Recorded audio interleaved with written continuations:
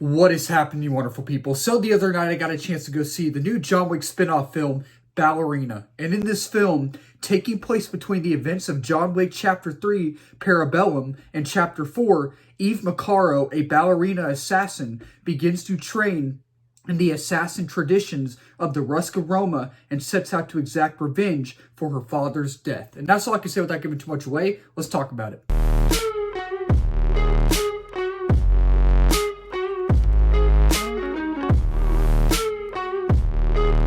So when it comes to the John Wick franchise as a whole, I consider myself a John Wick fan. I do. I really love John Wick 4. I had an absolute blast with that film. They went a little too over the top with it, but it's one of those movies that's over the top that's so fun you want more and you don't want it to end. And when it comes to the first three John Wick films, I like them. I'm not the biggest fan of them like most people. Like, I've only seen 1, 2, and 3.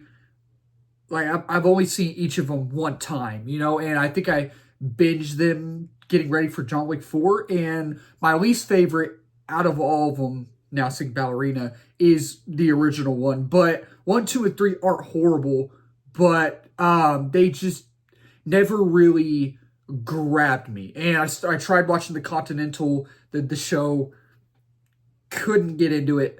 But when it comes to Ballerina, it was supposed to come out last year. And I was really looking forward to it. I wasn't like over the top hype, but I was like, okay, this is another John Wick film. I know what we're going to get. Y'all know what we're going to get. It's going to be an over the top action thrill ride. And now after seeing it, I had fun with it. Starting off with the positives, I think that this film, I swear the director of this film watched John Wick 4, right? And was like, okay, John Wick 4 is so over the top. How can we make Ballerina over the top? And in a good way, he did that. This film is so action-packed. This film is so violent that there were times where I was like, oh, am I feeling like this is too much?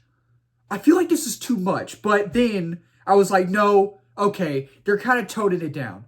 Okay, that's good. And there were times where they almost went the Fast and Furious route, but then they toned it down. So the action is insane. I'm talking nut kicking, flame throwing, grenade throwing, ice skating, craziness. And you'll see it when you watch the film. You will know what I'm talking about. You'll be like, oh, that's what he was talking. Oh my gosh, that is insane. Like, it is bonkers. Everybody in the theater. Now, this film is actually funny.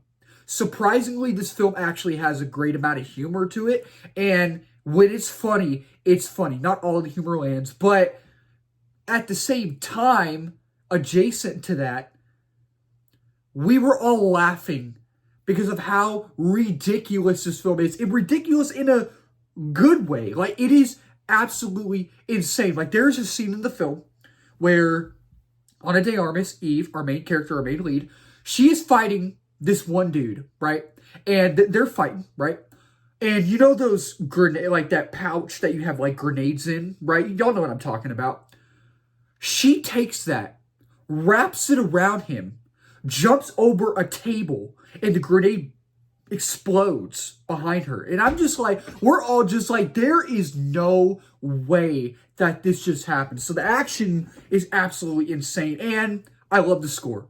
I love the score in this film. It's a typical John Wick score that you've heard across all the films so far. Absolutely love it. It has great world building in this film because you have this film taking place between Chapter 3 and before Chapter 4. And Keanu Reeves' John Wick is in this film. And he's not in it for long, but he has a decent-sized role, right? And when he's in it, he shines. He's the Baba Yaga. He's the boogeyman. He's John Wick. He's John freaking Wick, dude. And again, not the biggest role, but when he's in it, he shines. And I thought he was really great in it.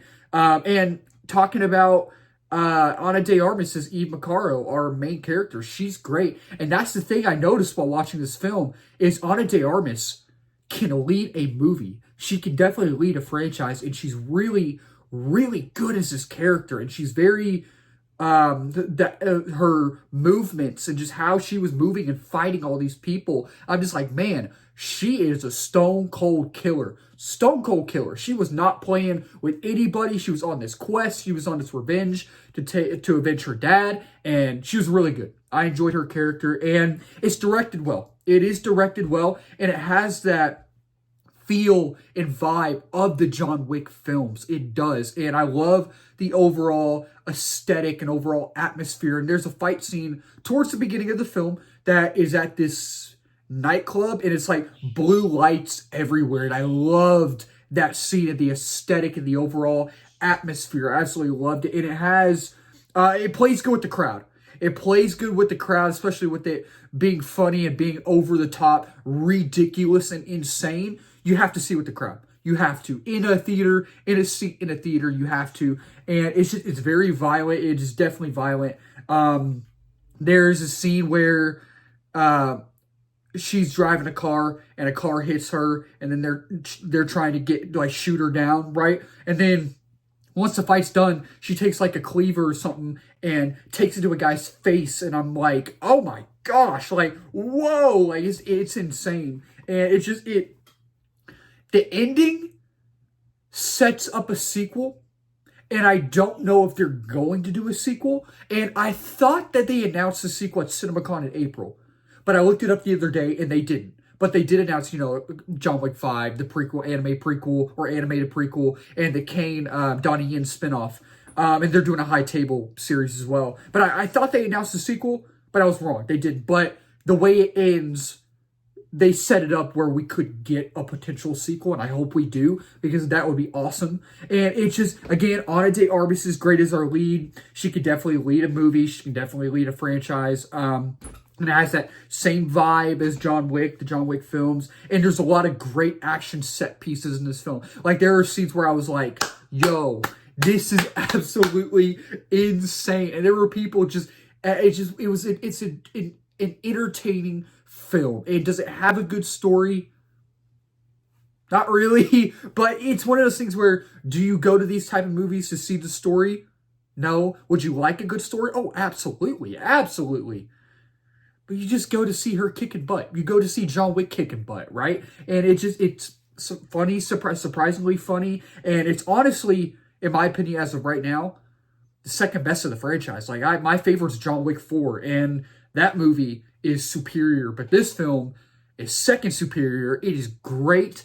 And it just, again, the action's insane. And there's, when the slow moments hit in this film, which this film is kind of slow at times, the action pieces, the action set pieces, when they happen, they pick it up. It picks up, And it's just, I love the great aesthetic. I love the atmosphere. And it's a love letter to action fans. It's a love letter to action film fans. And if you're an action fan, an action film fan, you're going to absolutely love this film. It is so fun from beginning to end. Again, slow at times, sure. Sluggish at times, sure. But it's really, it gets better when the second act hits too. And it's really a really fun film. So while I have my positives, I want to talk about my negatives too, because while I have positives, I also have negatives. I do think that this film, while I enjoyed it overall, I did, I do have a few qualms.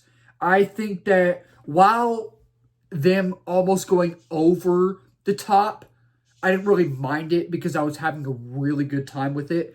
They almost go too over the top. Like, I had fun, but there was a point where I was like, are they really going over the top this much? Like, this is like a little bit ridiculous. This is a little insane. Talking about the grenade scene I told y'all about earlier, and then there was an ice skating thing, which y'all see in the movie, and then a flamethrower thing, and then just the kitchen fight scene. It's all almost too over the top. And there were times where I felt like I was about to have action fatigue, which is really ironic because my favorite genre of film is action movies, and I love action movies so much. And it's just, they almost take the Fast and Furious route. They do. And they kind of tone it down a little bit. They're like, oh, we're going a little bit too far. Let's tone it down. So they don't go that far, but they almost do. And it's your typical action movie.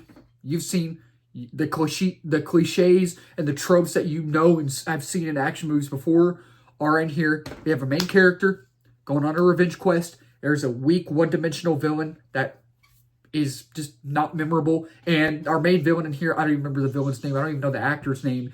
He is very one-dimensional. I didn't care for him at all. it drags at times. It does. It does drag at times. And it's very cookie cutter, paint by numbers. You've seen this film before. You know what's going to happen. You know how it ends. You know how it starts. You know what's going to happen at this part. You've seen it before. You've seen this movie before. And you see a lot of things coming. You do. You do see a lot of things coming. And Norman Reedus is in this film for some reason. He's in this film for some reason, it was good to see Norman Reedus. It was. And he has a daughter in this film. And his daughter is kind of a main plot point in a way. So that kind of made sense. His daughter being the film made sense. But there was really no reason for him to be in this film. And along with Keanu Reeves' John Wick, it was great to see John Wick. I'm glad he was in this film because who doesn't love John Wick? Who doesn't love Keanu Reeves' John Wick, right? The boogeyman, the Baba Yaga.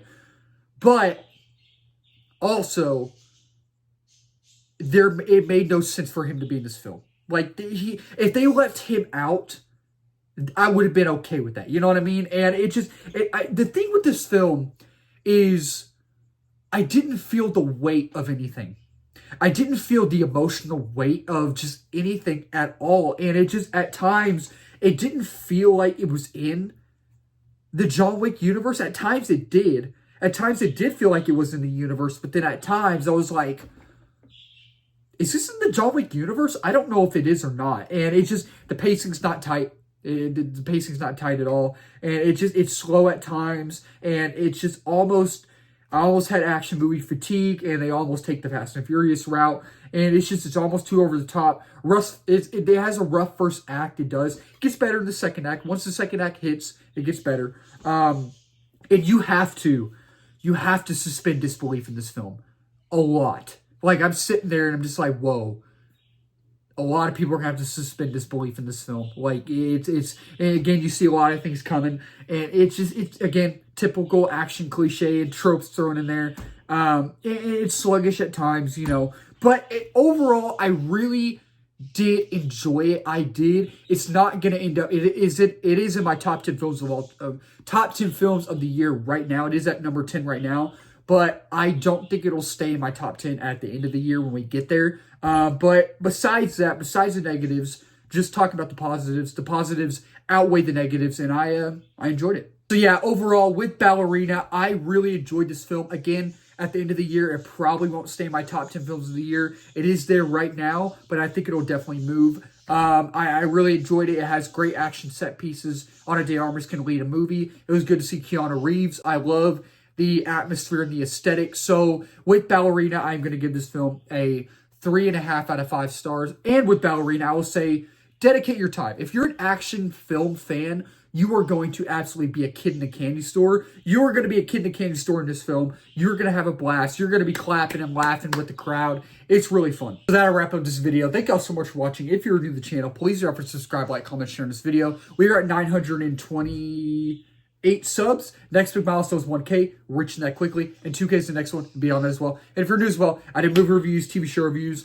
trailer reactions, movie live streams, movie news, movie rankings, all that wonderful movie stuff under the movie umbrella. And again, let's talk about it down below in the comments down below. Did y'all like Ballerina? Did y'all not like it? Are y'all kind of done with the John Wick franchise? Do y'all think they are milking the John Wick franchise? Let's talk about it down below. Keep talking movies and wonderful people. Cheers.